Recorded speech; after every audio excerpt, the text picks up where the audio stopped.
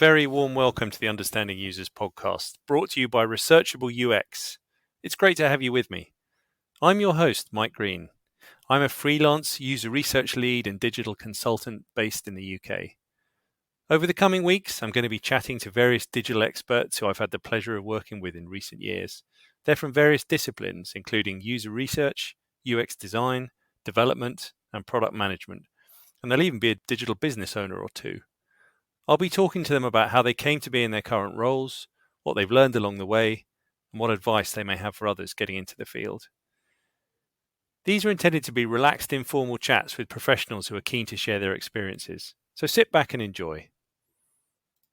Understanding Users is at the Leeds Digital Festival 2022, which is an open, collaborative celebration of digital culture in all its forms.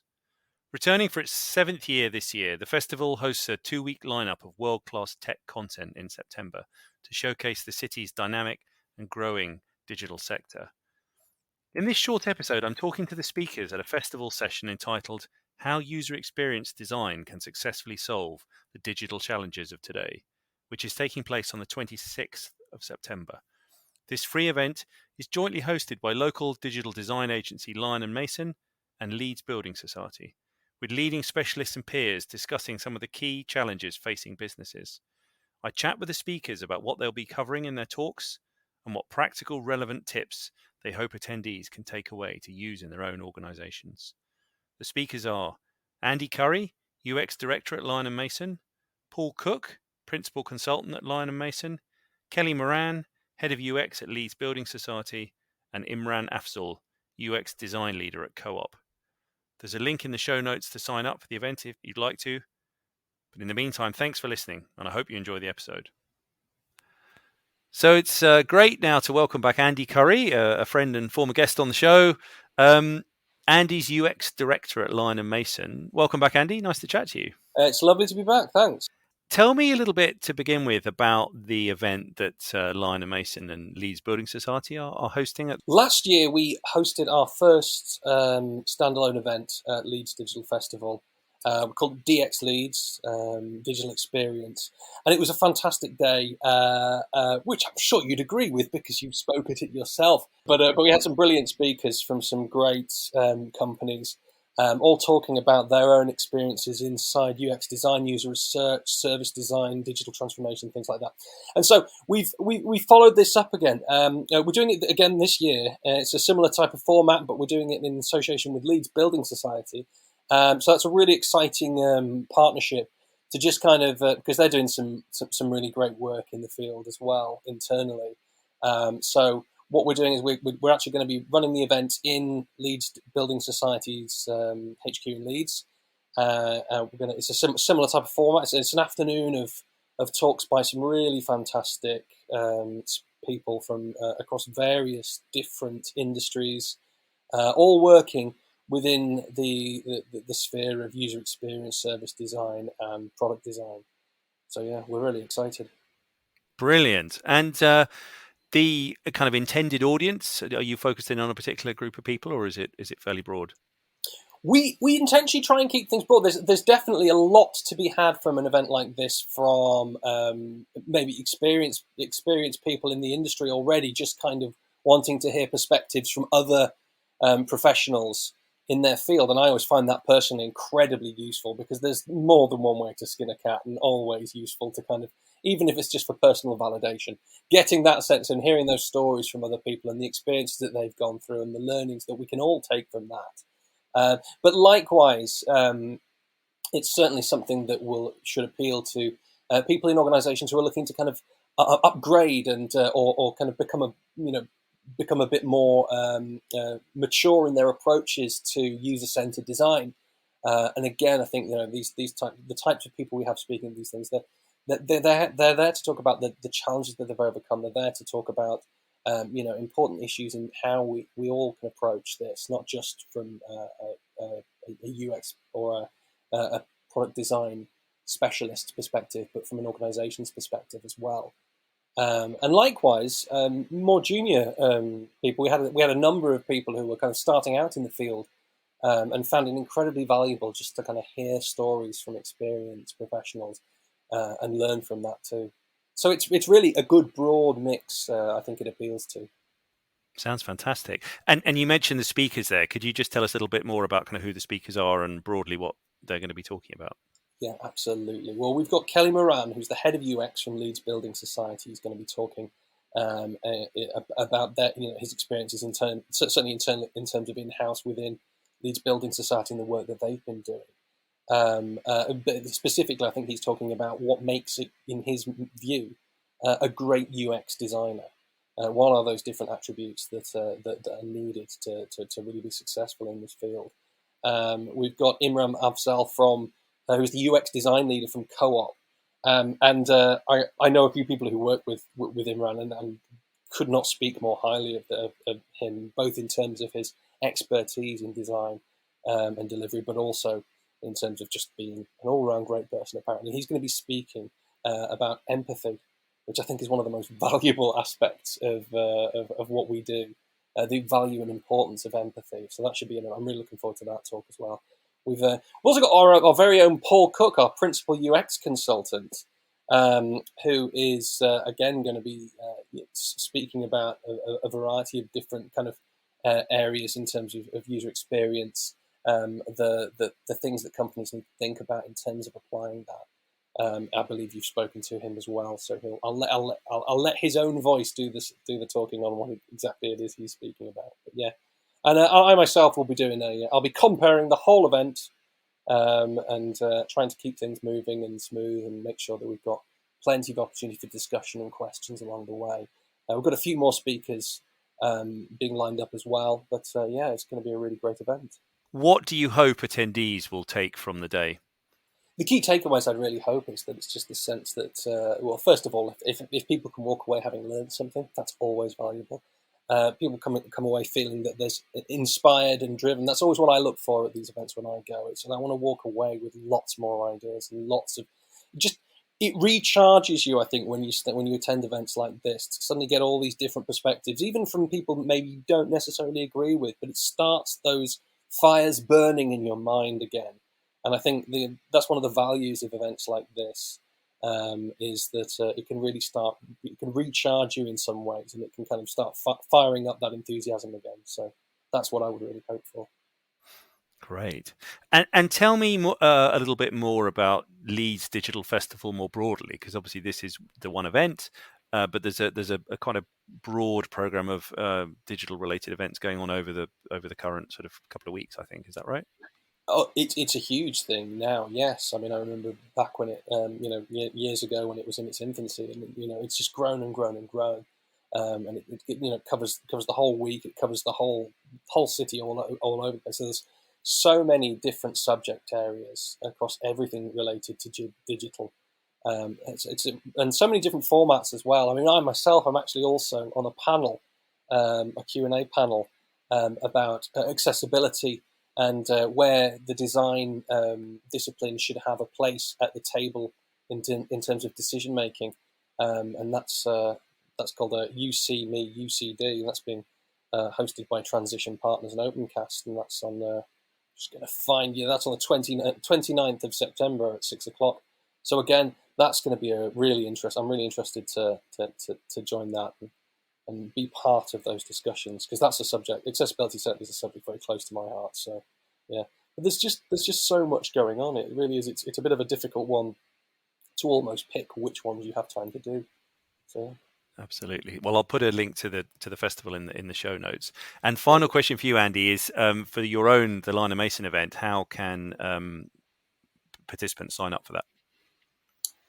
Participants can sign up for that through by looking for it. The event itself is called How User Experience Design Can Successfully Solve the Digital Challenges of Today. And through the Leeds Digital Festival website, that's leedsdigitalfestival.org. And through there you can search through the many thousands, it seems, of events to find ours. I think by searching for Lion+Mason, you should be able to get us as well. So I'm talking to Kelly Moran, and Kelly is head of UX at Leeds Building Society. Hi, Kelly. Welcome to the show. Hello. Thank you for having me. And as part of the digital festival this year, I know that you, from as Leeds Building Society, are running an event with Lion+Mason. Could you tell us a little bit more about that?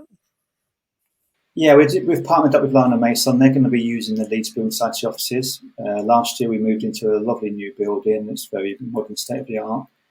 It's a great environment to do presentations. So when Lion+Mason saw our building and our area, they were more than happy to thought that, but yeah, let's use our building. And yeah, I'm going to obviously do one of the presentations. And tell me more about that, Kelly. What's your talk about, and what do you hope people will take from it? It really is about what makes a great UX designer. So I've been in UX since about 1998. I'm going to show my age now. And back then it was known as usability. I put some labs together at the Halifax in about 1999 and started to learn about user behaviour. And I've joined quite a few different companies over those years, and it's been really valuable seeing what looks good, what doesn't look so good. So I've been both a lead designer as well as a manager level, looking after staff and interviewing lots of different designers. So it really is about what makes a great UX designer, from soft skills to the hard skills. And one of the key things I guess you can take away from this is that there are many UX designers out there that don't have UX experience. So UX is user experience. They don't spend time with users. They design for themselves, or they'll look at other competitors' websites and create designs. But having that insight and that background, I guess I've had over the years of constantly observing user behaviour, seeing where people get stuck, confused, has been so valuable. And that just adds an extra dimension. And there's going to be different levels to the presentation as well. So it's going to be talking a little bit about the user experience, but also then using A/B testing to refine your designs and understanding all user types. So the next level up is you can design a great piece of work. You can test it with 6 users and it looks great, but how would someone who's partially sighted use that site? If you was dyslexic, is there an issue? So there's lots of different levels up from to become a great designer. All around, you want to be able to create a design, you want to be able to user test it, and it will go out live, and it will have the maximum impact to our users. And how do you see UX as a discipline evolving, Kelly? Because you've obviously been in this industry a long time, this discipline, and it's changed a lot. But where do you see it going from here? That's a big question, isn't it? I've always felt I've used Azure as one of the software tools, wireframing, prototyping tools, which has been really valuable. And that has such a close link to the developers being able to code in HTML. And I've always seen the next stage was almost that UX designers can use a tool like Azure and almost become the developer as well. So we're not having to hand over assets and wireframes and prototypes to developers. It's actually they just create the front-end code as well. So whether that's going to be 5-10 years away, I've always expected that to happen at one point in time. So that merge between the dev and the UX resource, because you do so much work. When we build wireframes and prototypes to test with users, there's a lot of work that goes behind that. It'll be great to reuse that for the actual live websites as well. So this time I'm talking to Imran Afsel, who's UX design lead from Co-op. Hi, Imran. Welcome to the show. Hi, Mike. Thanks for having me. Really glad to be here. So I introduced you as a UX design lead from Co-op, but tell me a little bit more about that, Imran. What's your role? What does it look like sort of day to day?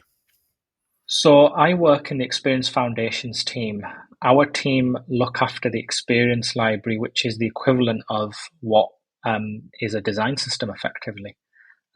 We see it as something a bit more than a design system. So my role doesn't simply involve curating the design system. It actually involves working with the community. And we have a really big community of designers, engineers, delivery managers, product owners, product managers at Co-op. So my role and the role of my peers in my team is to really work with that community to really enable them to achieve what they want to achieve in their product space. And the experience library is effectively our conversation starter. It's how we help teams, how we support them.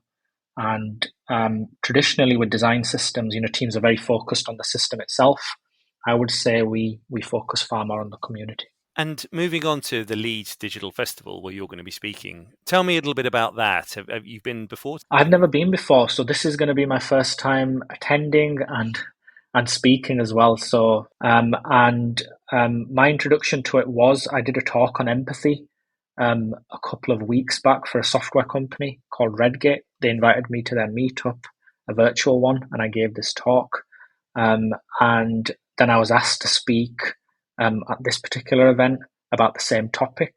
And I think certainly when I gave the talk at Redgate, it resonated with a lot of people.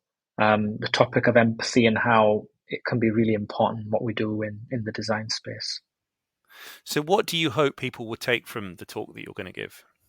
So my hope is, you see, what I've seen over my career is that empathy is almost seen as a stepping stone in the design process.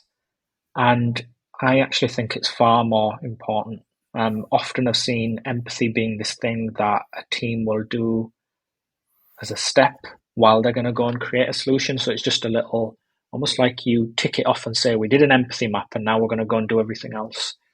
And I think empathy is far more important. I think empathy can be transformative in everything we do with the teams that we work with, the work that we create, and how we collaborate. And I'm hoping through this talk, people start to see that, and they start to see that empathy isn't just, perhaps an exercise that you do to get your kind of head into the mindset of the end user. It's actually bigger than that, and it's actually better to relate empathy to the people that you're working with than just the end users that often can seem quite blurry and not very clear. And I think the biggest challenge we face in UX is, UX is supposed to be that field where we focus on people, isn't it? It's supposed to be about designing for people. But, the real challenge is that how can we bring a bit of that focus to the people that are doing the work, who are crafting the designs, crafting the research sessions and things like that. So I think that's the biggest challenge, and I think that's what excites me when I talk about these topics. My hope is, my desire is to bring a bit of focus to that. Okay, so I'm talking now to Paul Cook, who's principal UX consultant at Lion+Mason, and you're doing a talk as one of the sessions, aren't you? Yeah, I'm doing it's 25 minutes. Tell me more about that. What are you going to be talking about? So my talk is basically why product design sometimes goes off track and how to prevent it. So the kind of basis for the talk is, sometimes you see those kind of products, digital or not, out there. You think, how the hell's that being signed off, or how's that come to be made? There's something about that just is a bit ridiculous. So it's looking at. There's a particular example I use that I can kind of pick it apart to try and almost expose how daft some of these things are. Look at how that can happen, certain factors that can lead to that in the product design process. And then the bulk of the talk is how to address that. And so it's a mix of kind of maybe some theory and practical tips about what you can do to prevent that happening if it's in danger of happening in your organization. And it's kind of, it's aimed at sort of anyone who's working in a product role, really. So I think sometimes people think UX design, product design, it's got to be really expensive and you need budget to do all this stuff. But this is almost like stuff you can do yourself. So you don't have to have a load of budget or a load of knowledge, really. It's just, these are things you can do and have a go. And it's enough detail to be able to nip a daft idea in the bud early enough, really. So that's the gist of my talk, anyway. So it sounds fascinating. So what are the kind of key takeaways from that you'd like those who turn up to sort of go away with? Key takeaways, I guess, would just be. I think sometimes with UX design, certainly in the early days, there's a bit of like a mystique around it, around what people actually did, and there was someone who sat in the corner who knew where the buttons went and knew how to arrange the elements on the page, and it was all a bit secretive. And I think as time's gone on, a lot of the methodologies and the techniques are really transparent now. So what I want people to take away is really more just a confidence about, having a go, even if you're not from a UX design background. Really, there are some techniques and I guess methods that you can just pick up and learn and have a go with. And there's nothing, what's the worst that can happen if you want to road test an idea or go and do a bit of quick user research, you can just do that. You don't have to spend a load of money, or you don't have to have got a degree in it. You can just pick it up and do it. So that's the key takeaway from my talk, hopefully, that people will come away with. Thanks for listening to the Understanding Users podcast, and special thanks to my guests, Andy, Kelly, Imran, and Paul. If you enjoyed what you heard, do please like or comment wherever you're listening, and feel free to share this episode more widely. And feel free, of course, to drop me a line with any feedback via LinkedIn or my website, researchable.uk. Links are in the show notes. This is the first of 3 episodes featuring the Leeds Digital Festival 2022. Join me for part 2, when I'll be hearing from attendees at the Lion+Mason and Leeds Building Society event and capturing their thoughts and reflections on what they've learned and how those learnings can benefit them in their roles and their organisations. Until then, stay safe and stay user-centred.